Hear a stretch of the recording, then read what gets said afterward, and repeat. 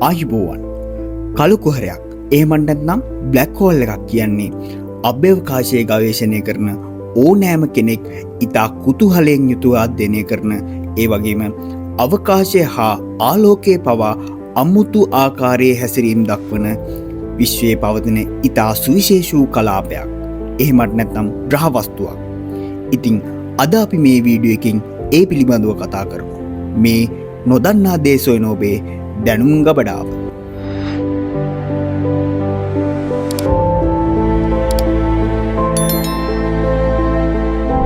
කළු කුහර ගැන මුලින්ම අදහස එන්නේ ලොව පහළ වූ විශිෂ්ටතම භෞතික විද්‍යාඥයෙක් වන ඇල්බර්ට් අයින්ස්ටයින්ගේ සාපේක්ෂතාවාදයත් එක්ක.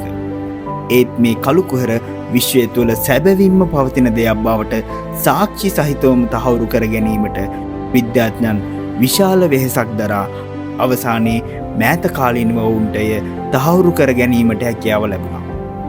කළු කුහරයක් කියන්නේ ඉතා විශාල ස්කන්ධයක් ඊට සාපේක්ෂව කුඩා ප්‍රදේශයක එකතු වෙලා හැදෙන ග්‍රහ වස්තුවක්.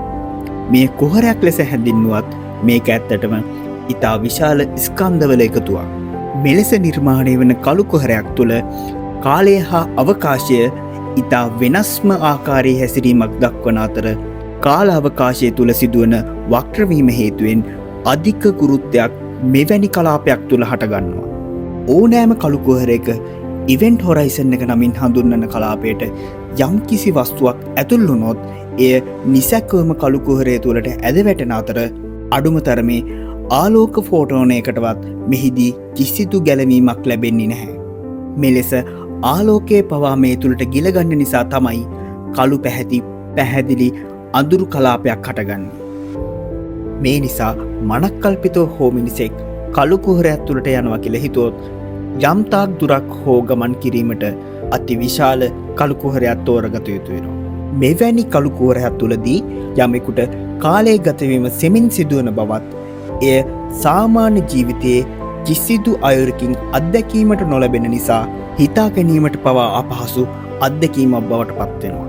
ඒ කෙසේ හෝ යමෙකු කළු කුහරයක් අසලට ගොස් නැවත පෘථිවිය කරා පැමිණීමට හැකියාව ලැබුණොත් ඔහුට සාපේක්ෂව පෘථිවිය වසර ගණනාවක් ගත වෙලා තියෙන බව න්‍යායාත්මකව පැහැදිලි කරන්න පුළුවන්.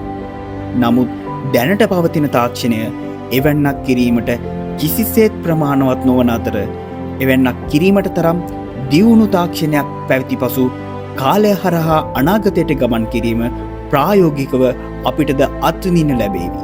ඉතින් ඔබේ වටිනා අදහසුත් පහතින් කමෙන්ට් කරන්න ආරාධනා කරන ගමන් තවත් මෙවැනිම වීඩියෝ එකකින් හමු වීමේ බලාපොරොත්තුවෙන් අදට අපි සමුගන්නවා. ඔබට සුබ දවසක්.